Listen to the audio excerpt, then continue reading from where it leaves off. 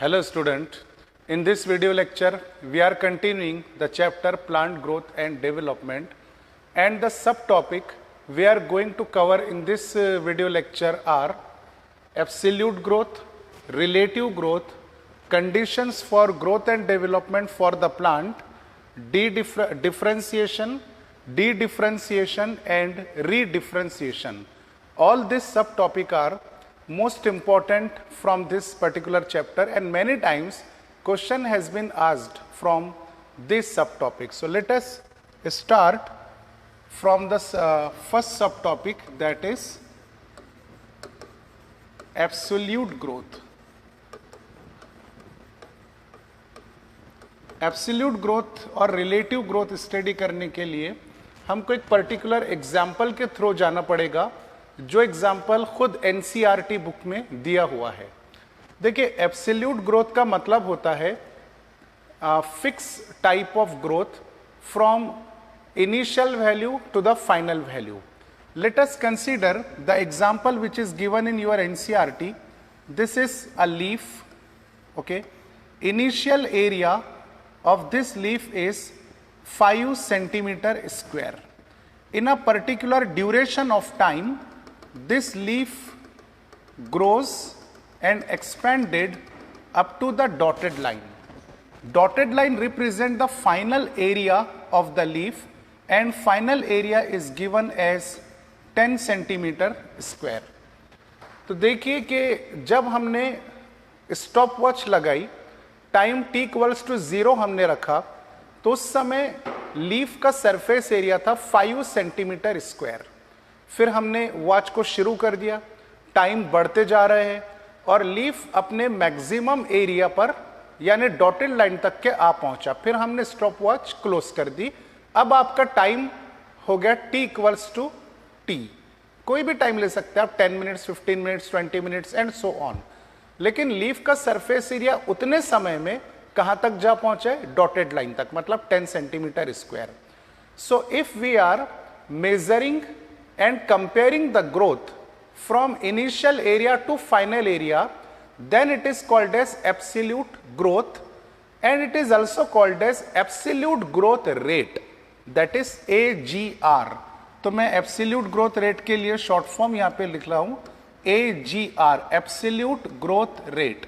So absolute growth rate can be represented as delta A, means change in area, and you know that change in area can be calculated from the formula final area minus initial area.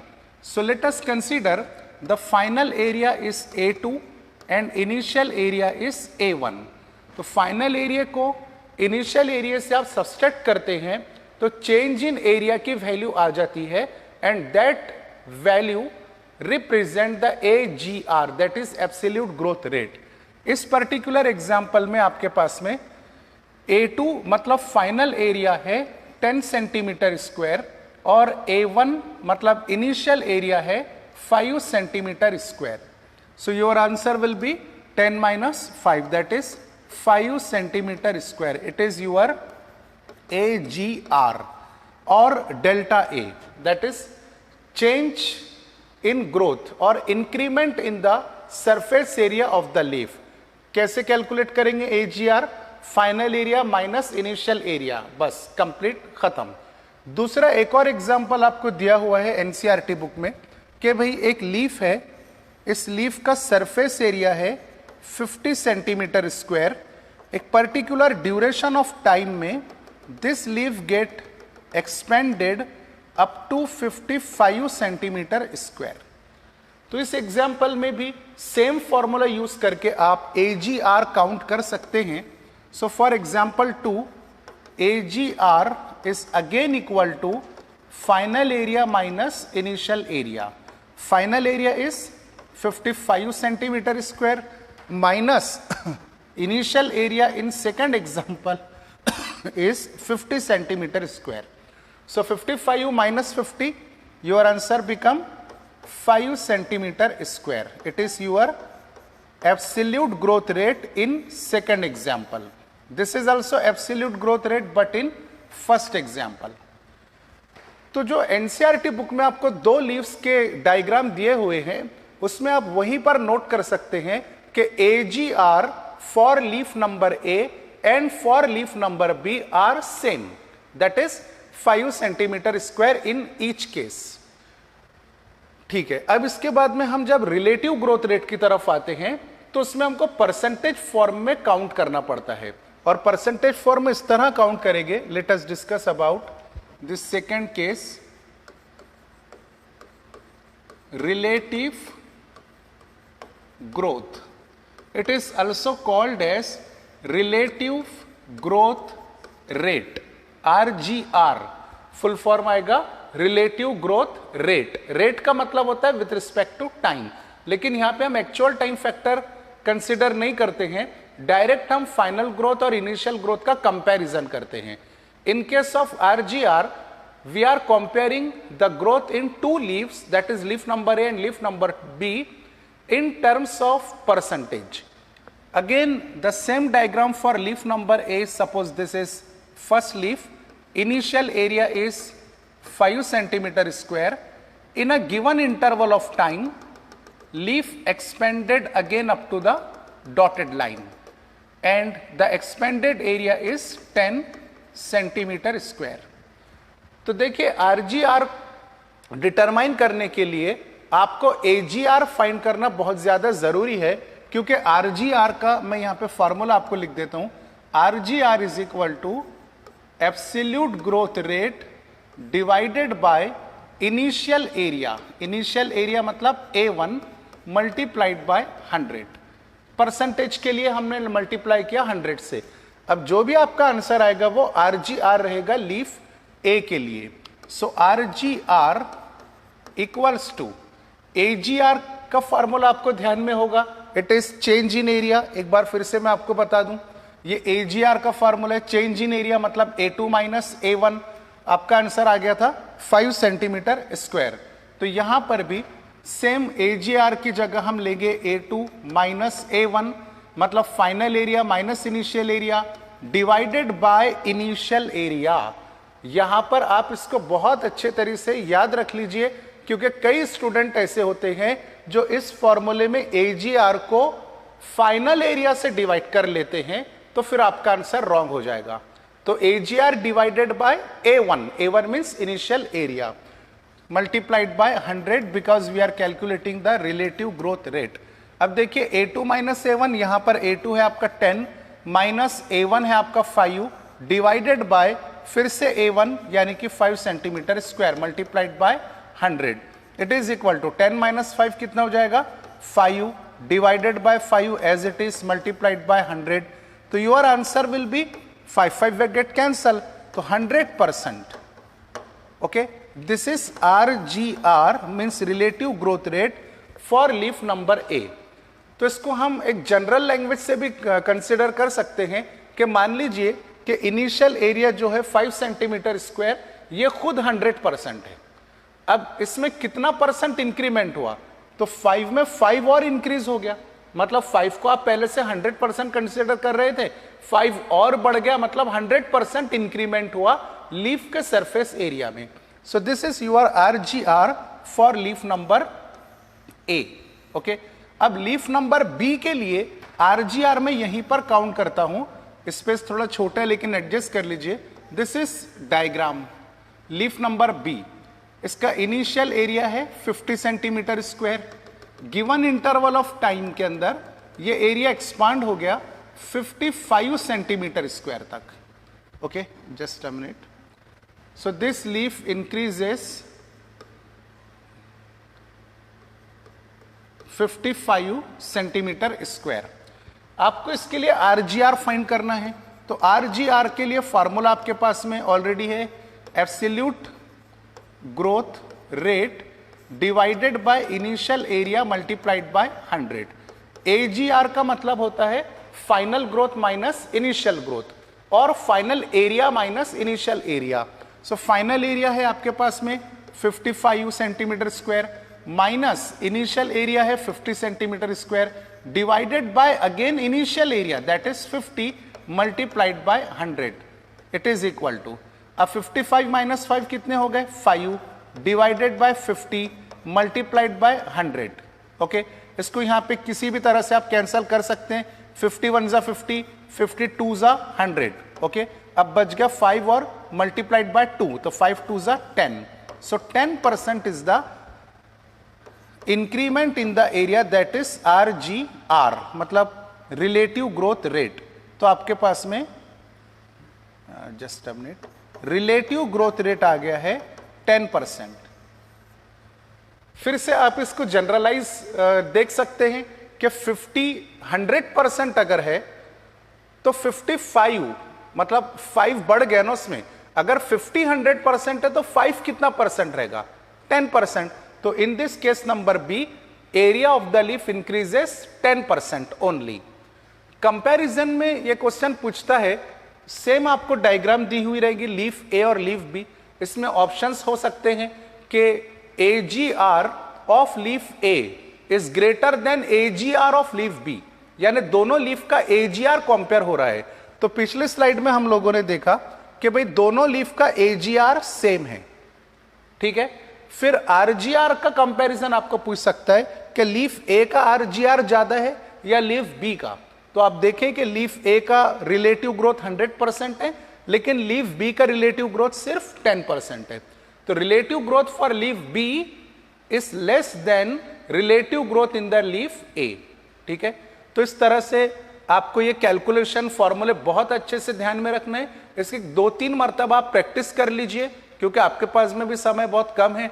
13 तारीख को exam होने वाला है, दूसरे भी subject आपको पढ़ना है, बायोलॉजी के भी दूसरे टॉपिक पढ़ना है, लेकिन इस टॉपिक को छोड़ना भी नहीं है। तो कम से कम 2-3 मरतबा कैलकुलेट कर ले। आप खुद के मन से एग्जाम्पल चेंज कर सकते हैं। मतलब लीफ ए है तो इसका एरिया 20 ले लीजिए इनिशियल एरिया, और इंक्रीमेंट में 40 ले लीजिए।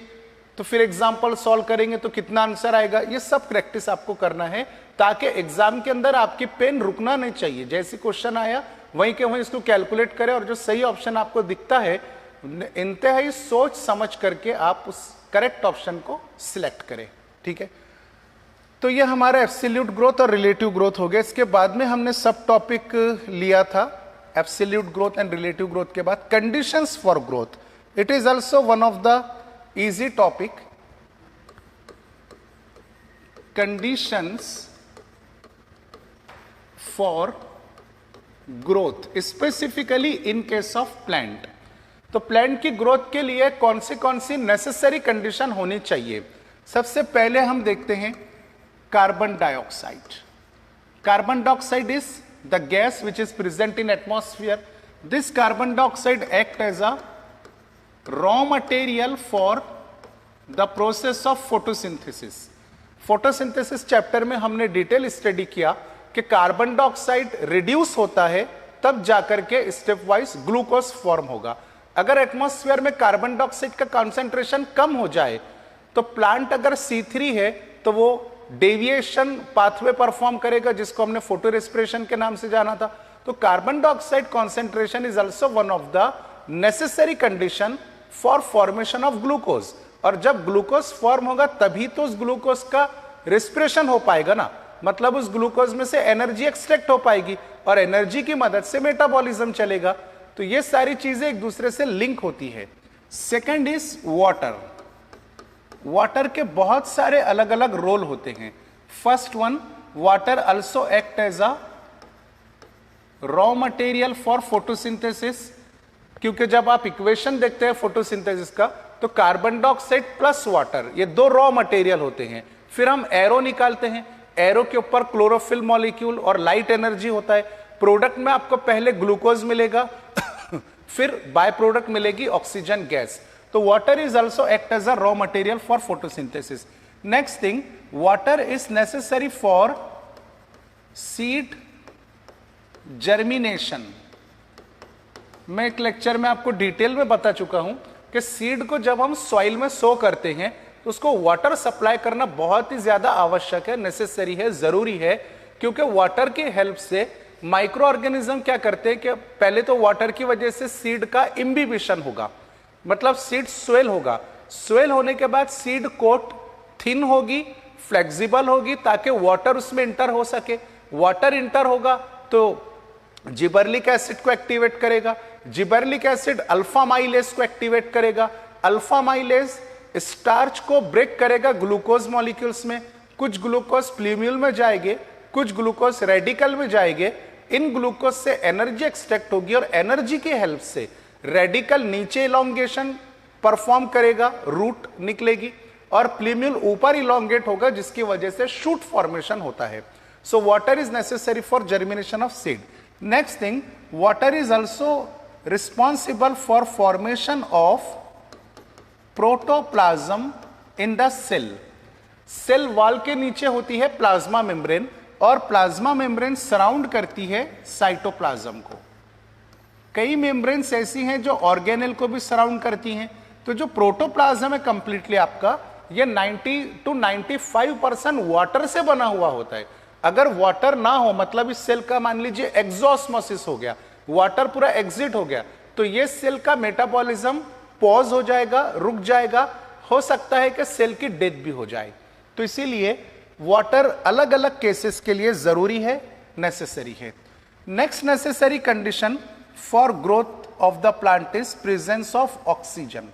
देखिए प्लांट एटमॉस्फेयर से ऑक्सीजन तो एब्जॉर्व नहीं कर पाता है, लेकिन रूट सॉइल को ऑक्सीजन जरूर एब्जॉर्व करेगी, क्योंकि रूट में जो कॉर्टिकल सेल्स होते हैं ये एरोबिक रेस्पिरेशन परफॉर्म करके huge amount of energy create करते हैं। Energy is necessary for active absorption of some mineral ions. हमने ट्रांसपोर्टिंग प्लांट में देखा कि मिनरल आयन एक्टिवली भी एब्जॉर्ब होते हैं और कुछ मिनरल आयन पैसिवली एब्जॉर्ब होते हैं। पैसिव एब्सॉर्प्शन के लिए एटीपी की जरूरत तो नहीं है, लेकिन कुछ एलिमेंट ऐसे हैं जो सिर्फ एनर्जी के एक्सपेंस की वजह से ही रूट में इंटर हो गए, मतलब एक्टिव एब्सॉर्प्शन परफॉर्म करेंगे।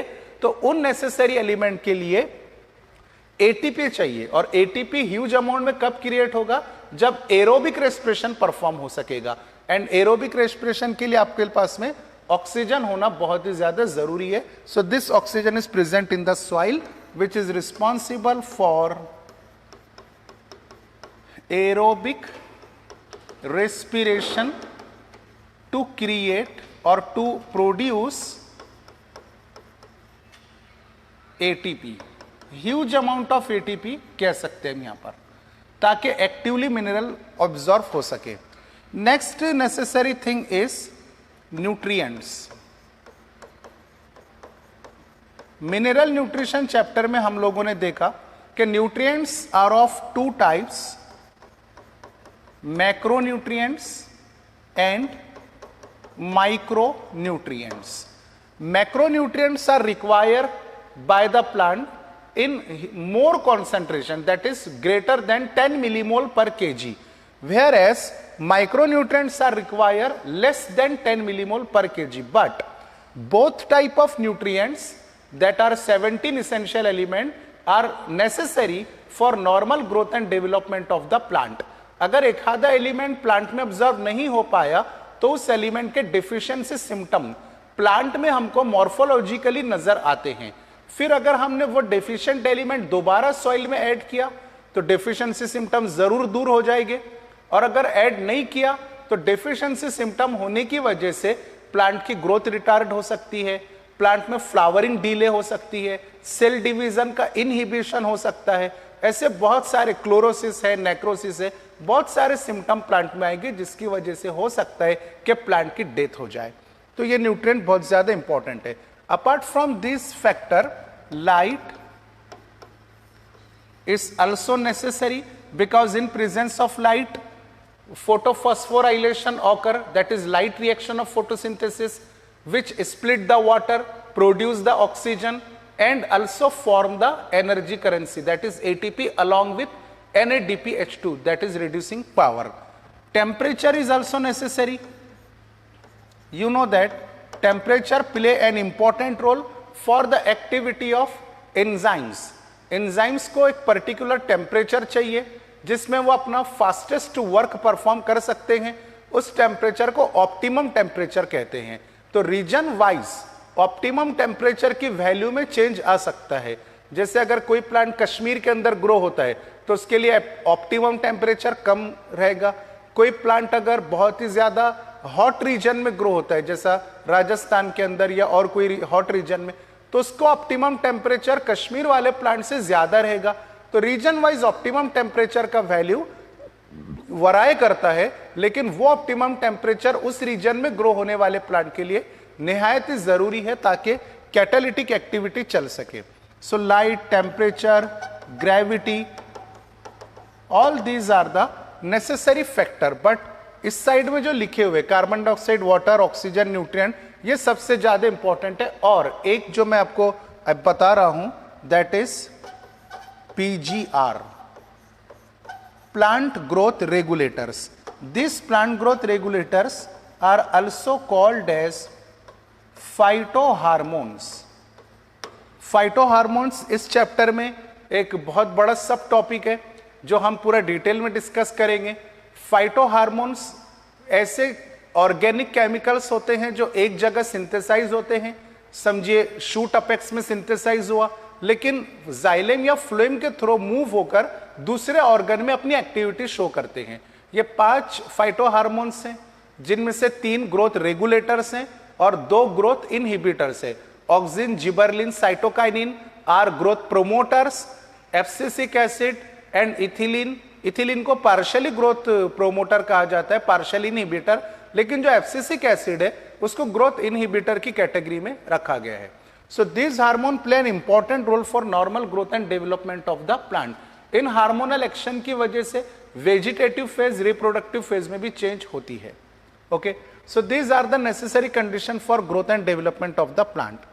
Next sub topic in this video lecture we are going to continue is differentiation.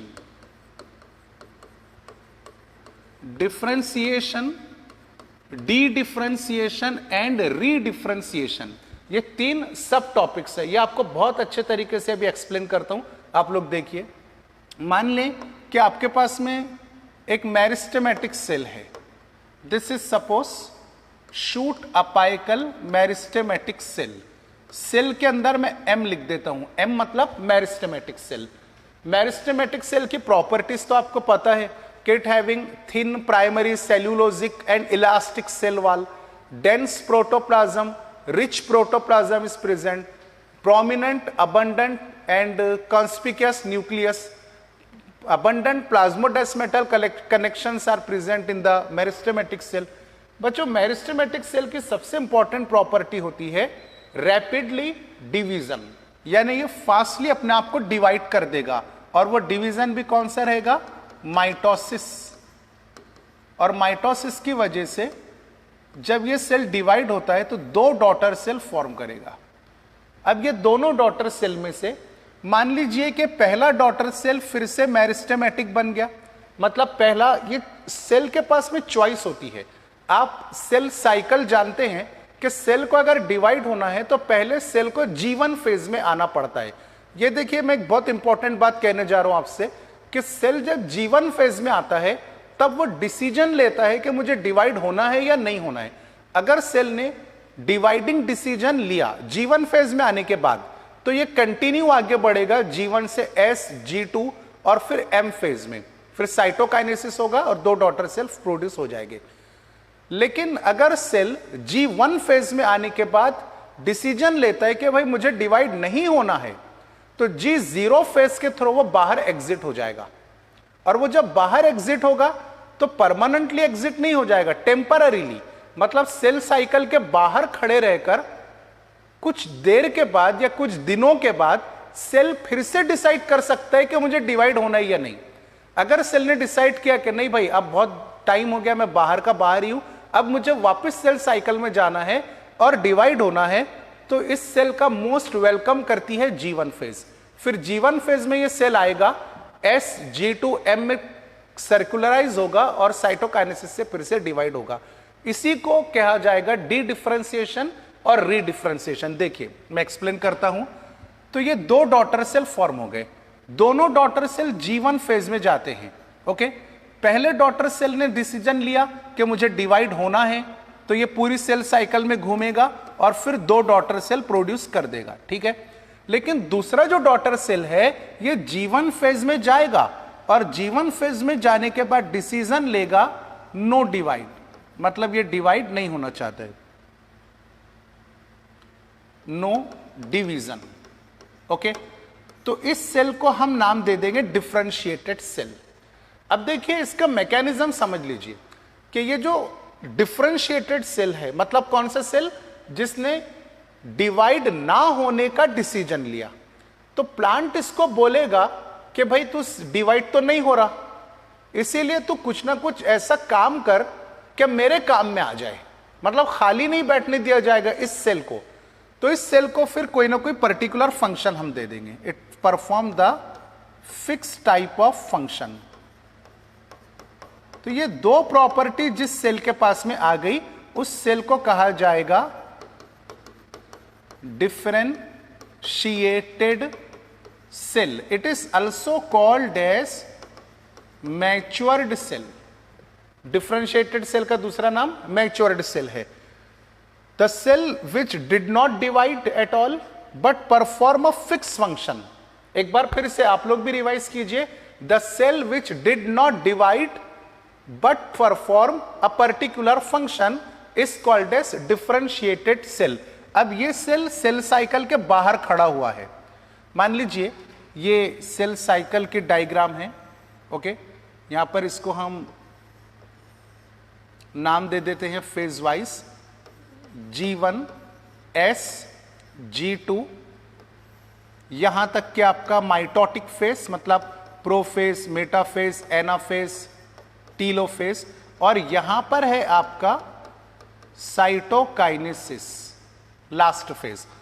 ये सेल की मैं बात कर रहा हूं, डी सेल की। तो ये पहले G1 में आया, ओके, और इसने डिसाइड किया कि मुझे डिवाइड नहीं होना है, तो ये बाहर एग्जिट हो गया, मतलब सेल यहां पर रुका हुआ है। This cell stay outside the cell cycle and outside the cell cycle it perform a particular type of function.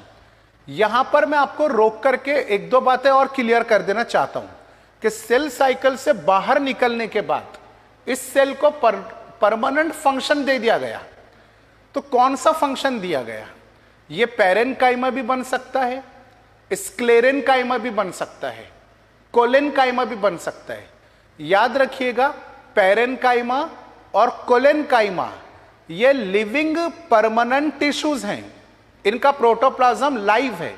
लेकिन अगर वो डी सेल जो सेल साइकिल के बाहर निकल गया, अगर वो स्क्लेरेनकाइमा बन जाता है तो अंदर का प्रोटोप्लाज्म हमेशा के लिए डेथ हो जाएगा, सेल वॉल थिक स्ट्रांग हो जाएगी, लिग्नोसेल्यूलोजिक बन जाएगी।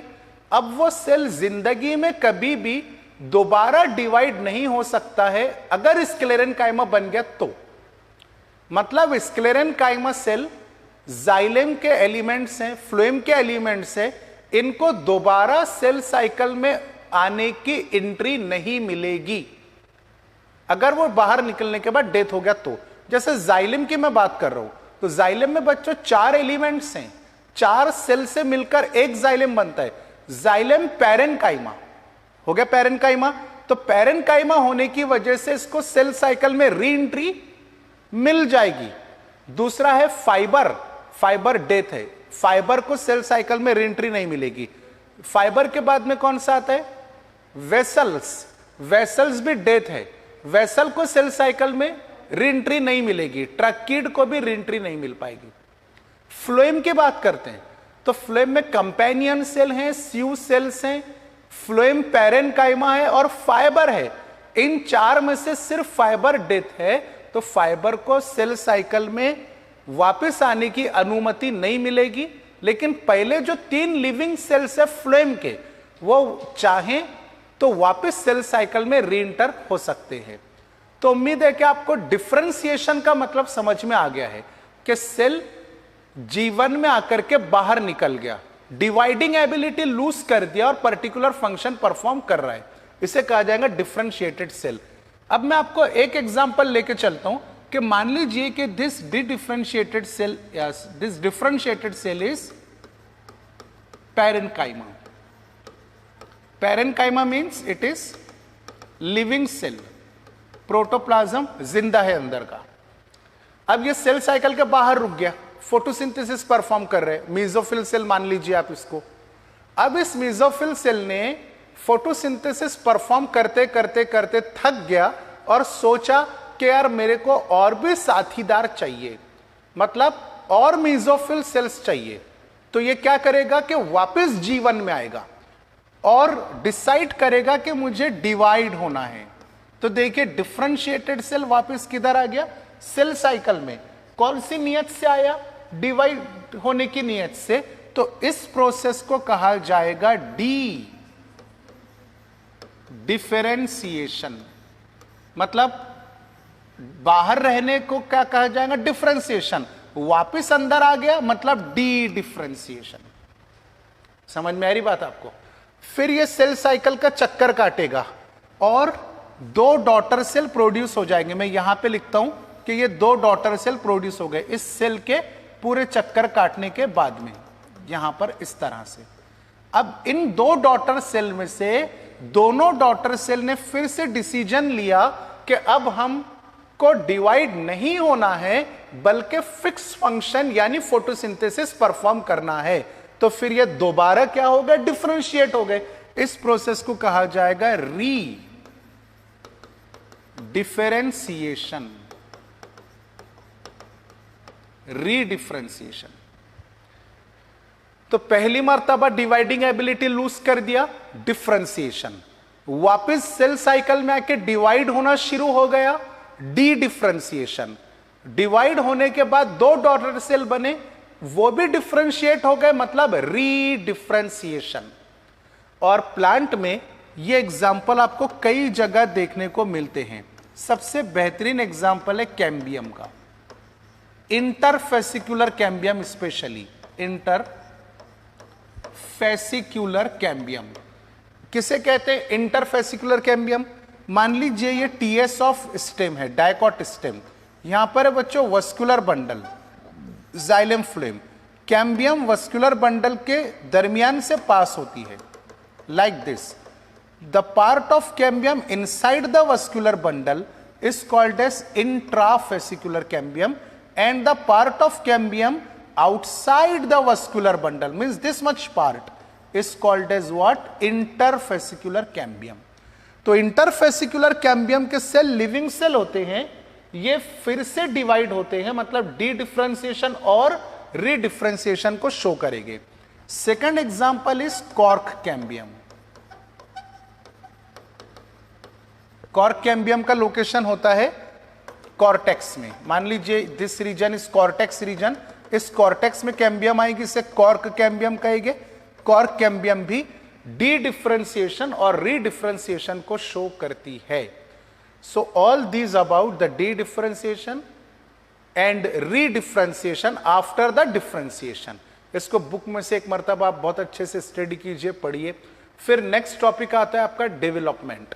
Development means all the stages which are occurring right from germination of seed to natural death of the plant। देखिए किसी भी प्लांट की लाइफ शुरू होती है सीड से, तो सीड के साथ में जो प्रोसेस होगा उस प्रोसेस को कहते हैं जर्मिनेशन। जर्मिनेशन के बाद एक छोटा सा प्लांट सॉइल में से बाहर निकलेगा, उसे हम लोग नाम देंगे प्लांटलेट। इसके 2 छोटे छोटे लीव्स रहेंगे, एकदम छोटा सा रूट रहेगा जो सॉइल में पेनिट्रेटेड है। अब वो लीव फोटोसिंथेसिस परफॉर्म करेंगे, प्लांट का हाइट इंक्रीज होगा, मतलब प्राइमरी ग्रोथ। प्लांट का स्टेम का डायमीटर इंक्रीज होगा, that is secondary growth. Means plantlet show growth.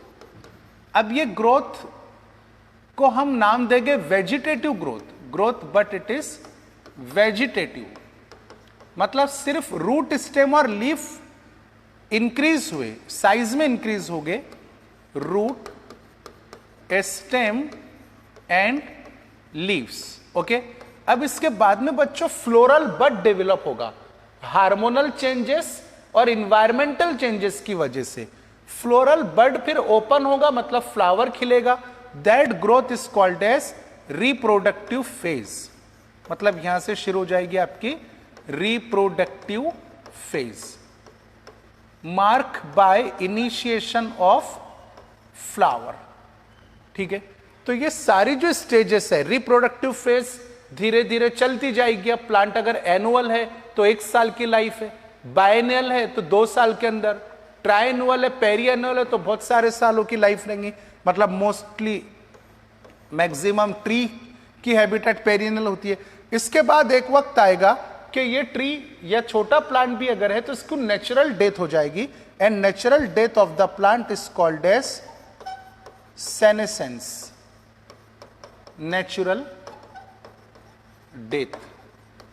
So all the steps right from seed germination up to senescence are collectively known as development। और इस development में बहुत सारे hormones का role हमको स्टडी करना है, फिर हेट्रोफिली, प्लास्टिसिटी स्टडी करना है, जो हम नेक्स्ट लेक्चर में कंटिन्यू करेंगे। ठीक है, थैंक यू।